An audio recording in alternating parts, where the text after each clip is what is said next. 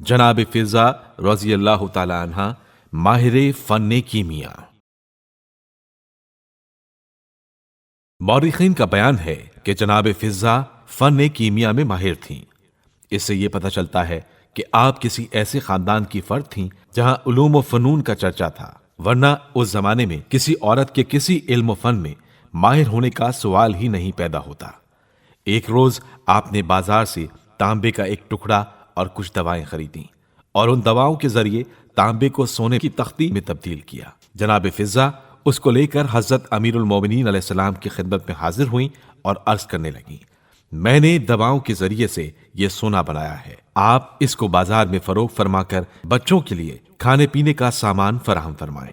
آپ علیہ السلام نے اسے دیکھ کر فرمایا، اے فضہ، تم نے بہترین سونا بنایا ہے، لیکن اگر تم تانبے کو بھی پگھلا دیتی تو اس سے زیادہ بہتر سونا بن جاتا۔ فضہ نے تعجب سے کہا، مولا، آپ اس فن سے بھی واقف ہیں؟ آپ علیہ السلام نے امام حسین علیہ السلام کی طرف اشارہ کرتے ہوئے فرمایا، یہ علم تو ہمارا بچہ بھی جانتا ہے۔ پھر فرمایا، اے فضہ، ہم تمام علوم سے واقف ہیں۔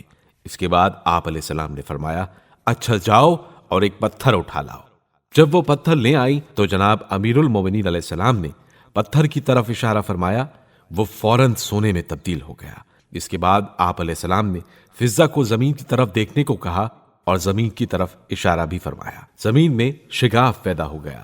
فضہ نے دیکھا کہ شگاف کے اندر سونے کا ذخیرہ موجود ہے۔ جناب فضہ یہ سب کچھ دیکھ کر حیران و متعجب تھیں۔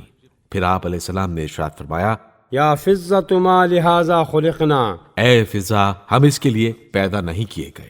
اس سے امام کا مطلب یہ تھا کہ ہم زر و جواہر اور مال و دولت کے لیے پیدا نہیں کیے گئے، ہماری غرض خلقت تبلیغ دین اور فروغ انسانیت ہے۔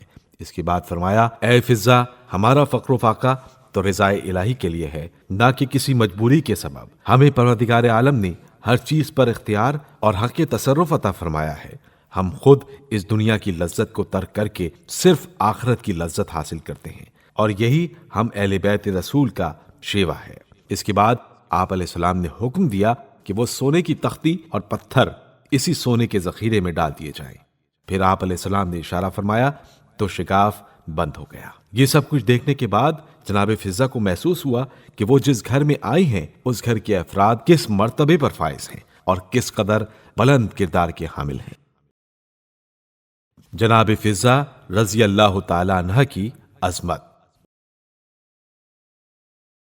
اس گھرانے کی خدمت کرتے کرتے جناب فضہ معرفت کے اعلیٰ مدارج پر فائز ہو گئی۔ اہل بیت علیہم السلام کے فاقوں کے ساتھ خود بھی فاقے کرتی تھیں اور ہر مشکل میں اہل بیت علیہم السلام کا ساتھ دیتی تھیں۔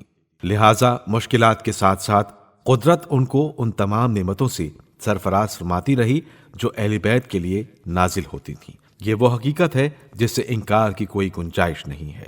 نیز تاریخ کے صفحات شاہد ہیں کہ جب جنت کی نعمتیں اہل بیت اطہار کے لیے آئیں تو یہ بھی اس میں شریک رہیں۔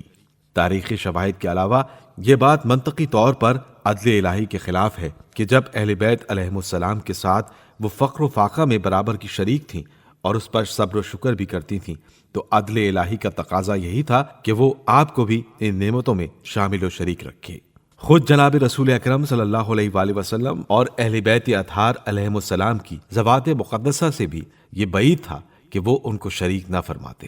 یقیناً جب بھی جنت سے خوان نعمت اور کھانا آیا، آپ کو اس میں شریک رکھا گیا، بلکہ خود آپ کی دعا سے طعام جنت آیا۔